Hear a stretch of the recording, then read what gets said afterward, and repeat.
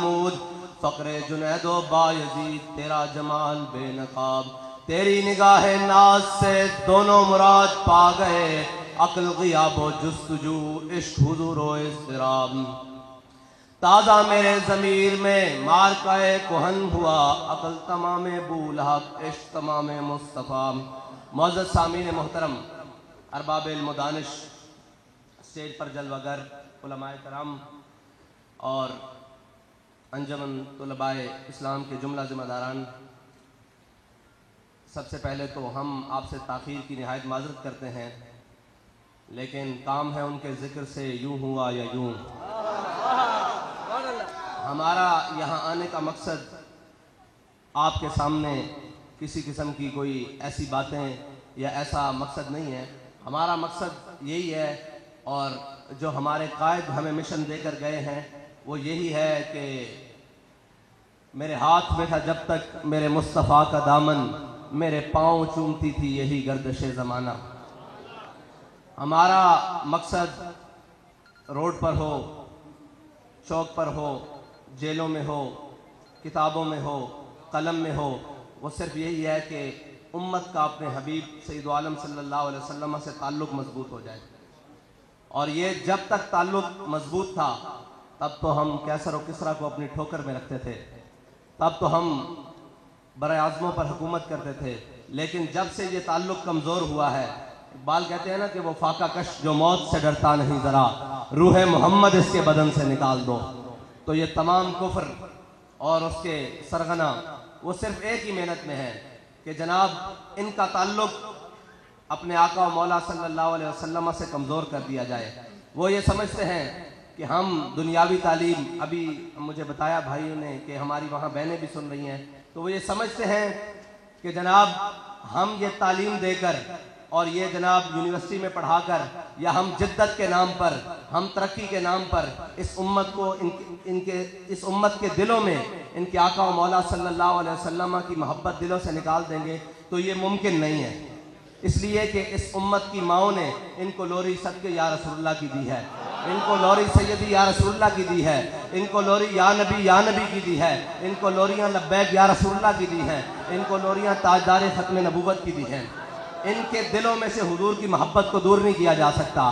ہم نے مرض کا سبب پوچھنا ہے، اور پوچھنا بھی حکیم الامت علامہ اقبال سے ہے کہ علامہ اقبال اس امت کی زبوحالی کا سبب کیا ہے؟ تو اقبال کہتا ہے زاں کے ملت را حیات از عشق اوست برگ و ساز کائنات از عشق اوست۔ اقبال کہتا ہے اگر تم سمجھتے ہو کہ برما میں لٹ رہے ہو، تم سمجھتے ہو کہ فلسطین میں لٹ رہے ہو، تم یہ سمجھتے ہو کہ کشمیر تمہارے ہاتھ سے چلا گیا ہے، تو غم نہ کرو۔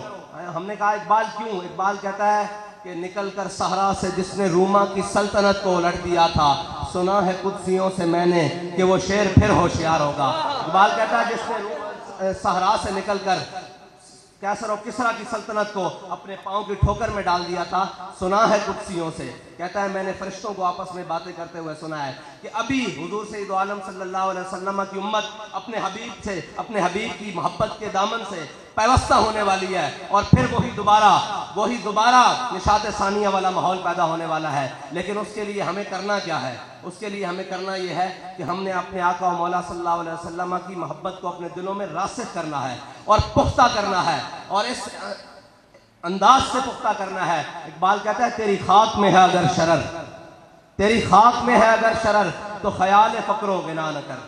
یہ کبھی نہیں سوچنا کہ جناب ہمارے پاس وہ طاقت آئے گی، ہم جناب امریکہ سے کیسے لڑ سکتے ہیں، ہم رشیا کو کیسے آنکھیں دکھا سکتے ہیں، ہم جناب اپنے دشمن بھارت سے بات نہیں کر سکتے، ہم جناب پاکستان جناب اس کے اندر یہ ہے۔ اقبال کہتا ہے نہیں، یہ بات نہیں سوچنی۔ تیری خاک میں ہے اگر شرر تو خیال فقر و غنا نہ کر، کہ جہاں میں ہے نان شعیر پہ مدار قوت حیدری۔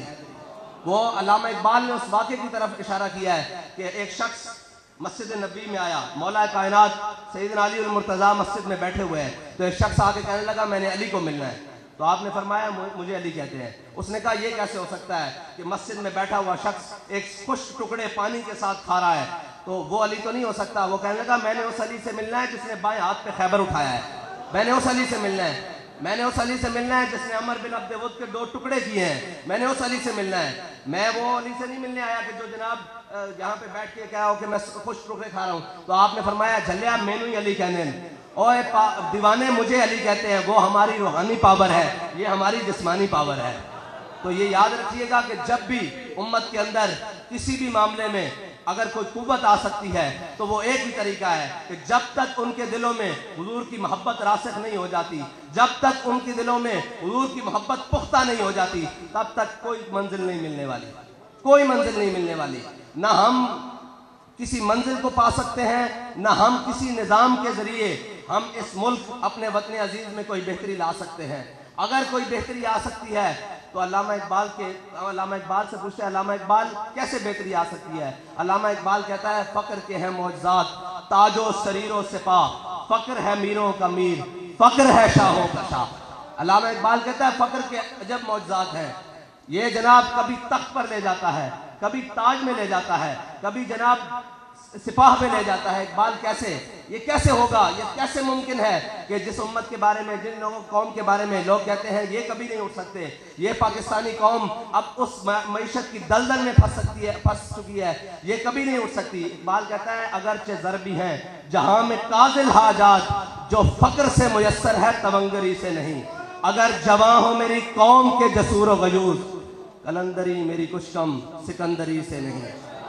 اور آخر میں اقبال نے کمال کر دیا. اقبال کہتا ہے تو یہ نہ سمجھ کہ جب تو کمزور ہے, تیرے پاس کھانے کے لیے نہیں ہے, تیری معیشت کا برا حال ہے, جناب سب کچھ تو کمزوری کے عالم میں ہے, تو یہ تو سمجھتا ہے کہ یہ تیری کمزوری ہے. اقبال کہتا ہے نہیں, اگر جہاں میں میرا جوہر آشکارا ہوا.